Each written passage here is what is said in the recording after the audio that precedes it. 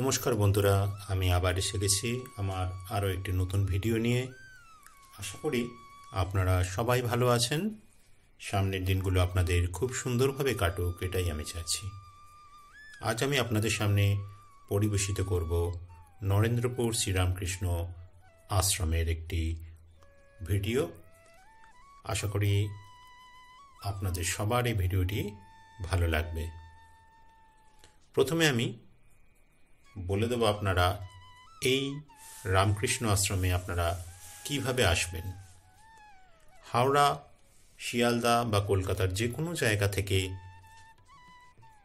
গড়িয়া বাজারে আসার বাস আপনারা পাবেন এবং এখানে আসার পর আপনাদের অটো ধরতে হবে এবং অটো ধরে বলতে হবে নরেন্দ্রপুর রামকৃষ্ণ আশ্রমের গেটে যাব। তাহলেই আপনাকে এই অটো নিয়ে যাবে। আর যারা মেট্রো রেলে করে আসতে চান তারা মেট্রোয় করে কবি নজরুল স্টেশনে নামবেন এবং কবি নজরুল স্টেশনে নেমে সেখান থেকে অটোয় করে নরেন্দ্রপুর রামকৃষ্ণ আশ্রমে পৌঁছতে পারেন।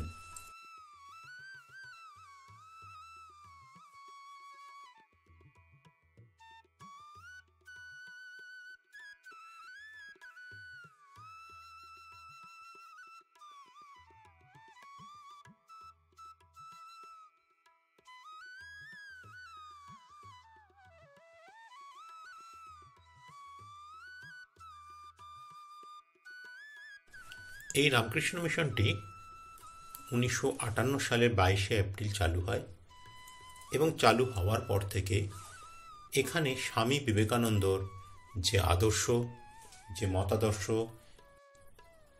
মত, সেই ভিত্তিতে এই আশ্রমটি প্রতিষ্ঠিত হয়েছিল এবং এখানে যারা ছাত্ররা যে আবাসিক বিদ্যালয়ে থাকে সেখানে তাদের যে মানব গঠন এবং চরিত্র গঠনের যে আদর্শ বাস্তবায়ন সেটি ফলপ্রসূ লাভ করে।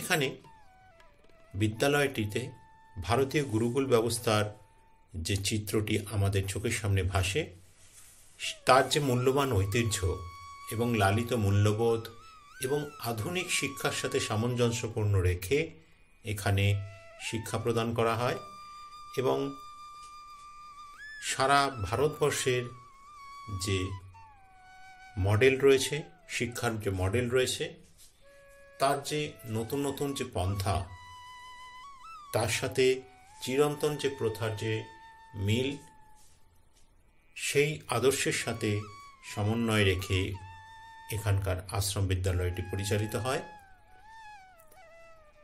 এই আশ্রমে এসে আপনাদের প্রথমে চোখে পড়বে এখানকার সবুজায়ন। চারিদিকের যে সবুজ পরিবেশ, সবুজ প্রাকৃতিক পরিবেশ, এটিকে বিশেষভাবে পরিচিত দিয়েছে। এখানকার ছাত্র, এখানকার কর্মীরা সবাই এই সবুজ প্রকৃতির সাথে যেন মিশে রয়েছে। এখানে একটি খুব সুন্দর মন্দির রয়েছে যেখানে বিশেষভাবে প্রার্থনা করা হয়।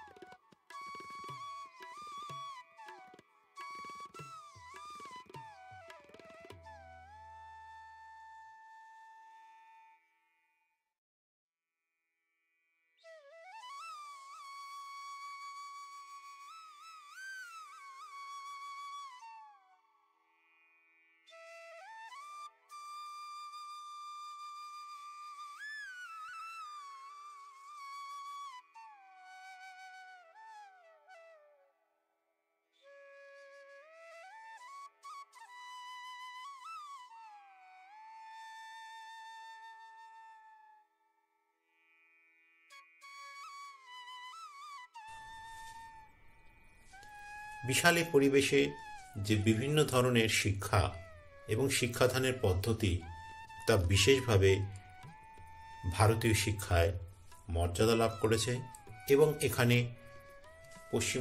পশ্চিমবঙ্গের যে বিভিন্ন জায়গা রয়েছে সেই বিভিন্ন জায়গা থেকে ছাত্রছাত্রীরা এখানে শিক্ষা লাভের জন্য আসে।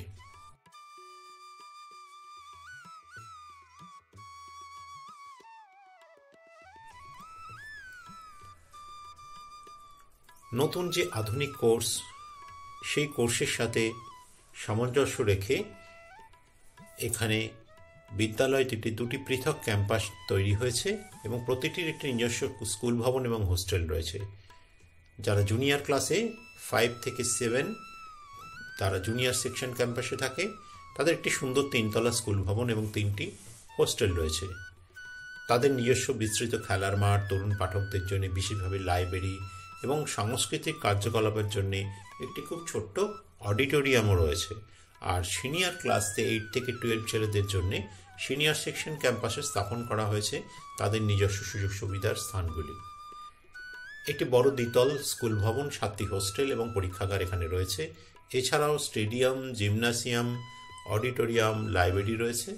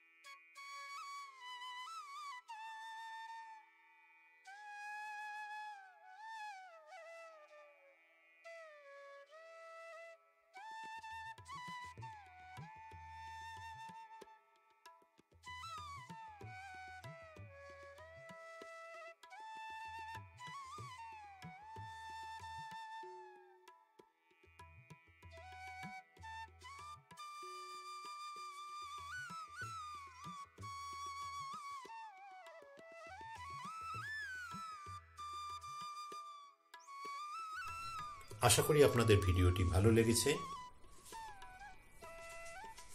যারা এখনও আমার চ্যানেলটিকে সাবস্ক্রাইব করে দেননি তারা অবশ্যই সাবস্ক্রাইব করে দেবেন এবং সাবস্ক্রাইবার করবার সময় নোটিফিকেশন বেলটি অন করে দেবেন, যাতে আমার নতুন কোনো ভিডিও এলে তা আপনাদের সামনে পরিবেশিত হতে পারে। আপনারা ভালো থাকুন, সামনের দিনগুলো আপনাদের সুন্দরভাবে কাটুক, এই বলে আজকে আমি আমার ভিডিওটি শেষ করছি। আবারও নতুন কোনো ভিডিওতে আপনাদের সাথে আমি দেখা করব। নমস্কার।